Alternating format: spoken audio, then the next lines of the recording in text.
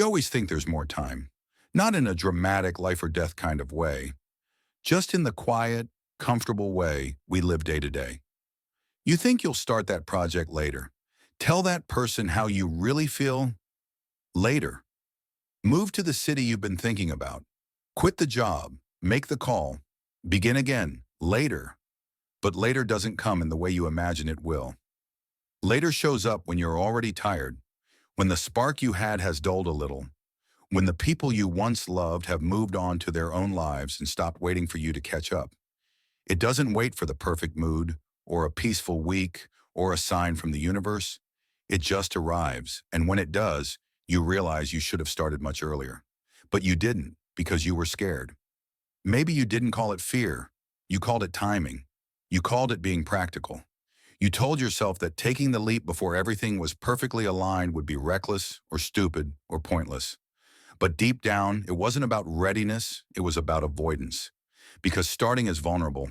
It means admitting that you care, that you're not as indifferent as you pretend to be, that you want something badly enough to risk looking like a fool, failing publicly, or breaking your own heart.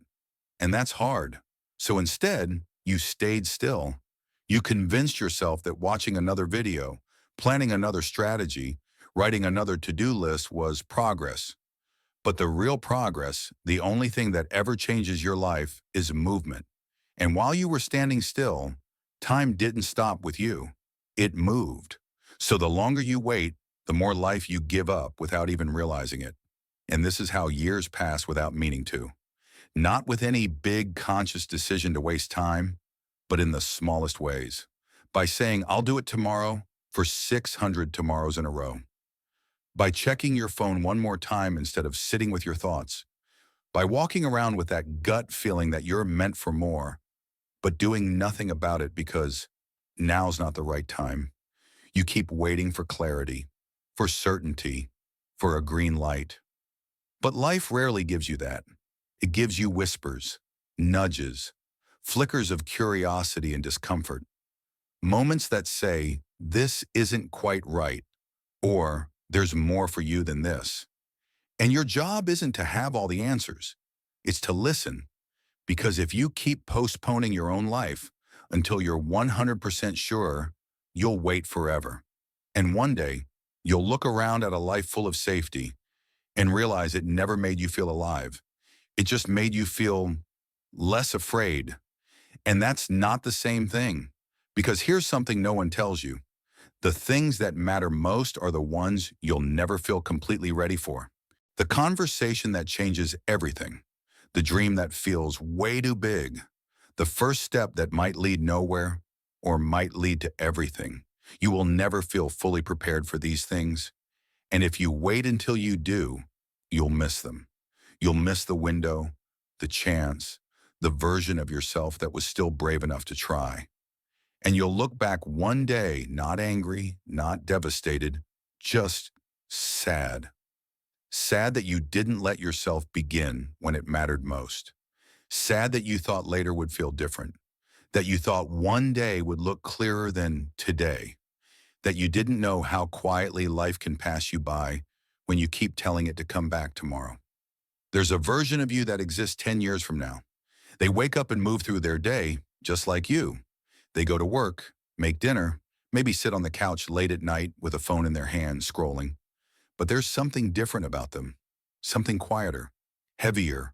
It's the weight of all the things they almost did. And they think about you, right now, you, sitting here in the middle of a life that still has room for mistakes and experiments and dreams that haven't been tested yet.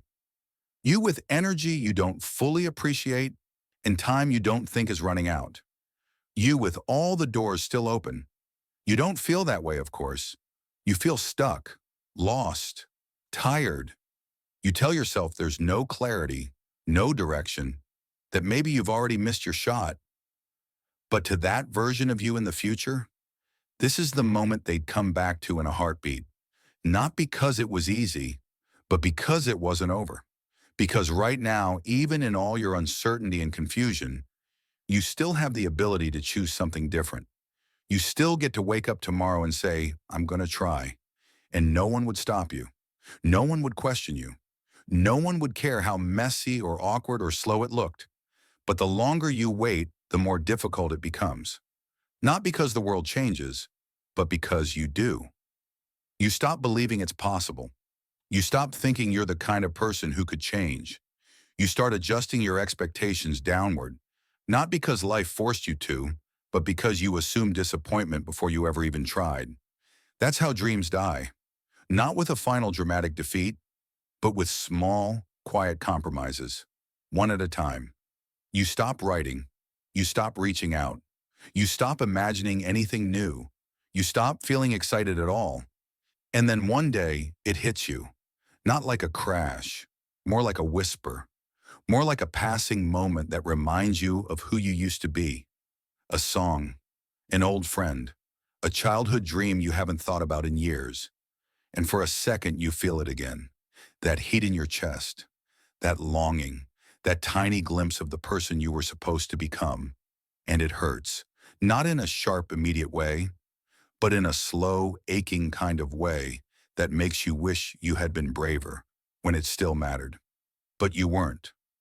Not because you were weak, not because you were lazy, but because you were afraid of being disappointed. So instead, you chose certainty. You chose the path you knew.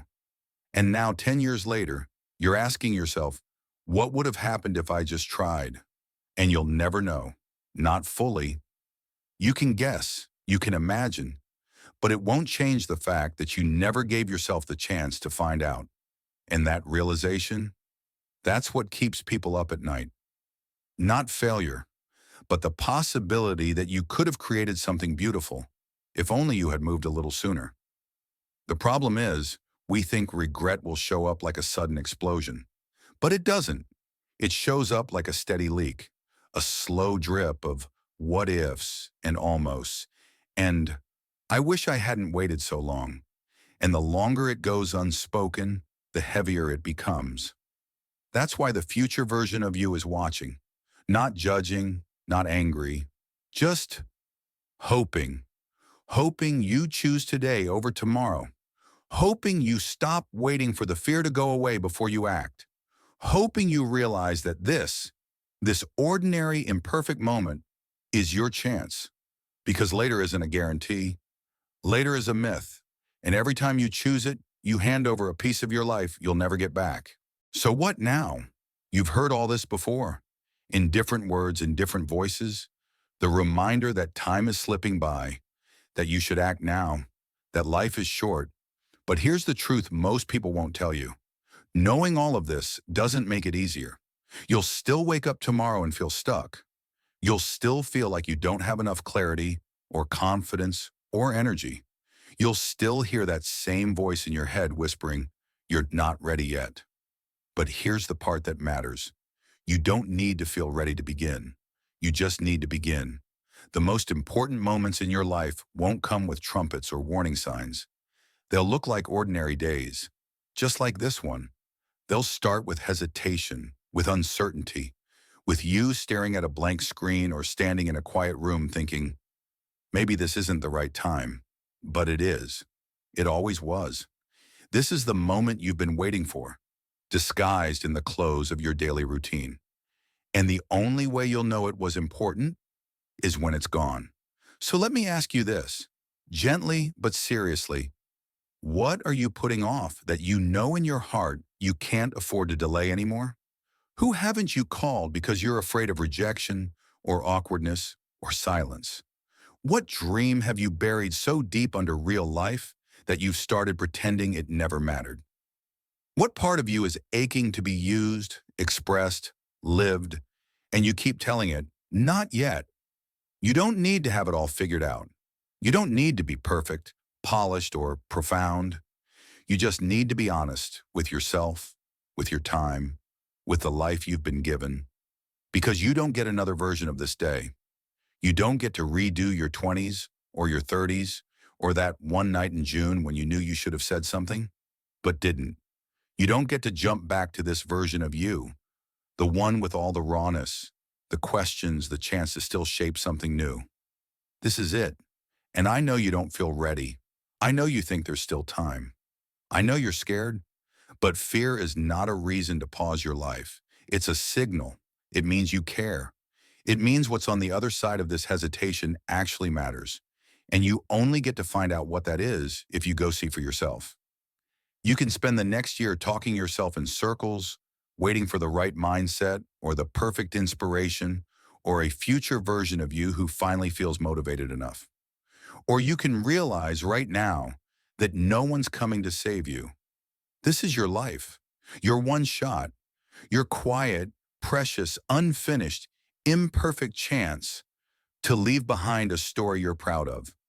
Not because it was flawless, but because it was real. And in 10 years, you won't wish you were more successful or more productive or more admired. You'll wish you had been braver. You'll wish you had started.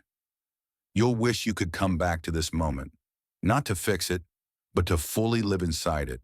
Because everything you're chasing, everything you hope to become, everything that will one day make you feel alive, it starts here, right now. So go, before this version of you becomes a memory that haunts the next.